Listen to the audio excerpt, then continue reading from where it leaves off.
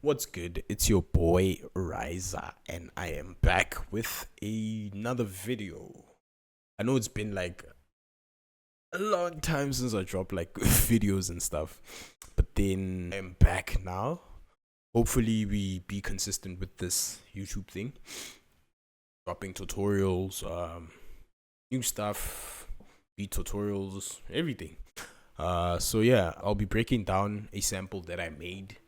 The style of, I don't know, Don Toliver. Basically, it's like a blend of R&B and ambient sound. I don't know if this correlates, but then I didn't have an idea of like what I'm going to do. This is what the whole sample sounds like. So yeah, let's get into the video.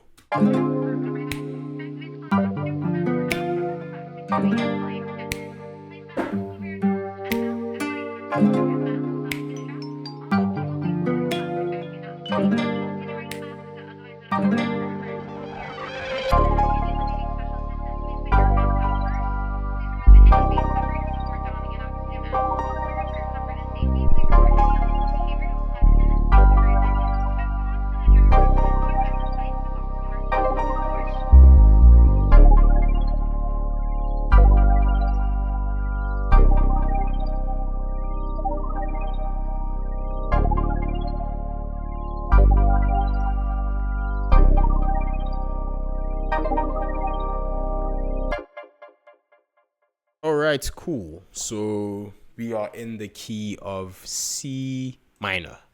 C minor. And the chord progression that I am following is the 2-5-1. So what essentially the 2-5-1 is just in the key of C minor, we are starting on the 2, which is a D half diminished chord, going into a G dominant chord, then we're resolving it with a C minor ninth. So the pattern goes on and on. It's a very simple chord progression, but it's one of my favorites. But then yeah, the first sound that I started with was this plucky sound, which comes from Analog Lab. It sounds like this.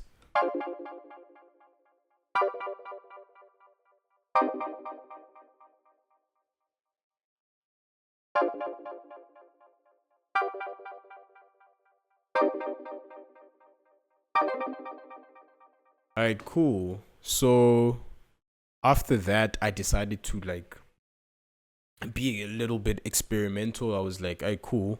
Since my guitar strings are messed up, because I have to replace them, I decided to use one shots of like guitar chords, which are in the key of the sound that we're making.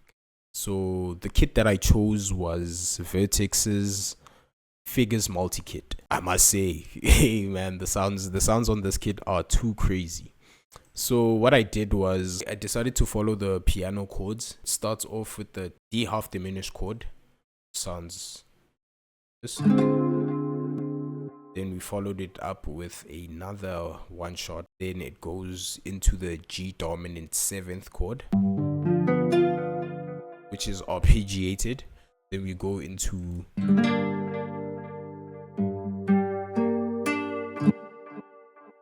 the G minor chord. I know on this one we ended it with a C minor chord, but then if we can look into the C minor 9th chord, here we have a G minor chord within that.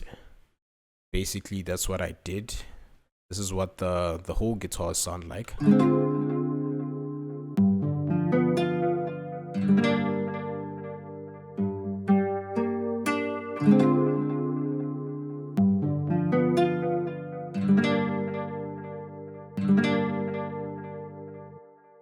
Alright, cool.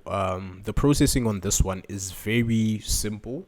Just some EQ to roll off the low frequencies, a compressor just to bring all those sounds together. Then after that, I added a reverb with a low and high cut, which is 20%. Then I followed it with a delay, a 4th delay. Then For that vintage sound, I added OCS, which is a alternative for RC20. So this is a free alternative. You can get it for free. Then the following sound that I added after the guitar was this glockenspiel sound, which sounds like this.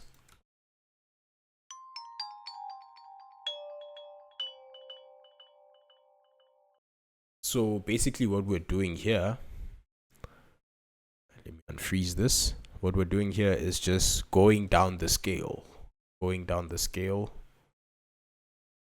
to accent the chords that we have. After that, I added this sound effect to transition us from that acoustic sounding thing to the B section, which is more ambient and more synthy.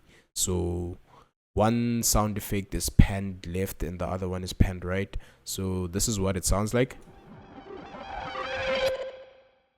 Nice, right? Okay, cool. For not forgetting the ambience that I added. I like adding ambience to samples. It gives it a certain texture that makes it feel live. I know, it makes it come alive in a way. Sounds like this.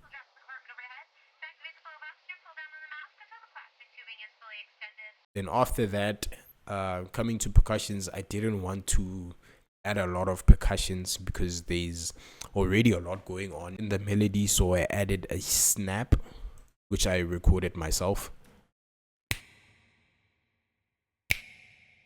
So the snap only has a noise gauge just to cut off all the background noise. If we didn't have this this ambience, I wasn't gonna clean up the sound, but then adding a lot of ambience on top of more ambience, it works sometimes, but then for this sample specifically, I didn't want that.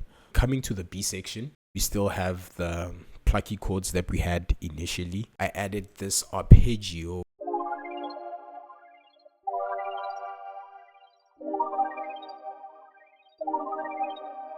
So basically here we're still following the chords that we had, just that I didn't drag them out way too long because the arpeggio was gonna sound already it's repetitive, but then it was gonna bleed into the other sounds that I was gonna add, like this piano.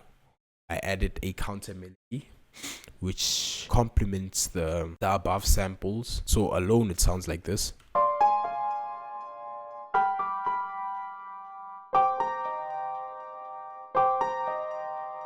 Coming to the counter melody, it's just we're following the same chords that we have just to stay in scale, but then the difference is I arpeggiated them. Like arpeggiation simply means just playing the same chords, but then you space out the notes in the chords just to make them sound more interesting, which I love doing. Then after that, I added this bass.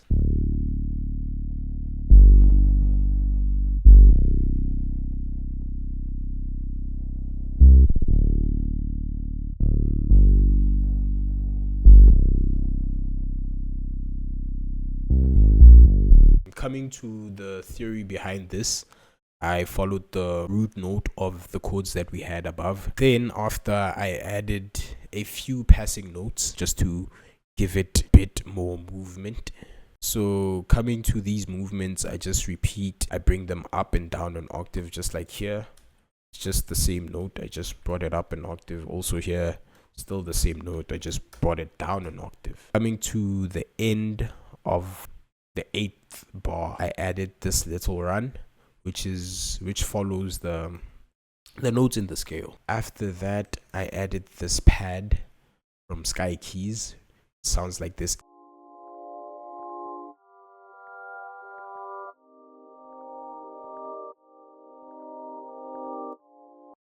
So basically here we just still following the notes that we have.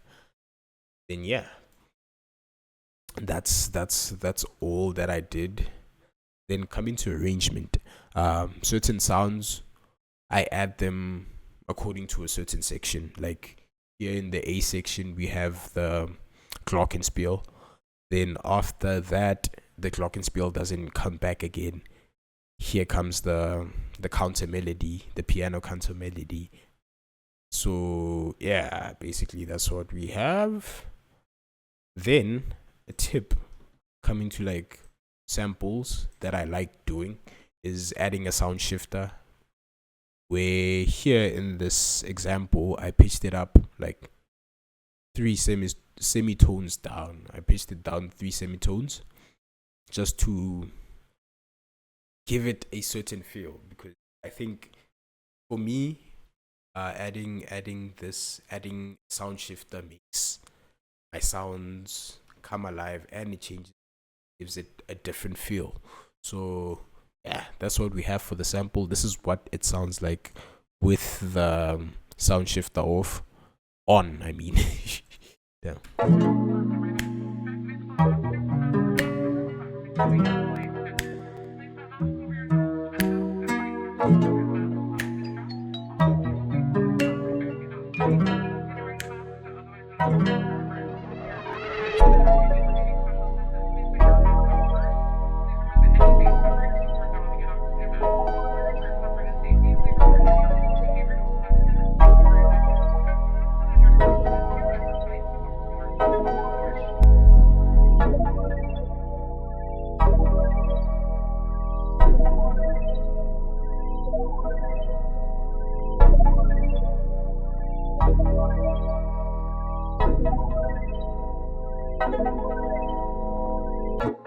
So that's the whole sample, that's the whole video. Thank you for watching this video. Hopefully I am back now. Hopefully we be consistent with like this whole YouTube thing.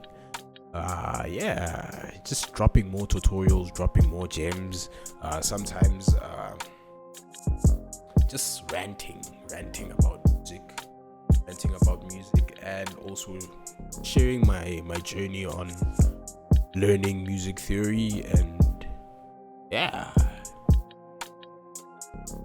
so thank you for watching the video. Like, comment, subscribe. If there's a certain sound that you would like me to make, a comment. If you didn't like this video, leave a comment, I guess. Yeah, thanks.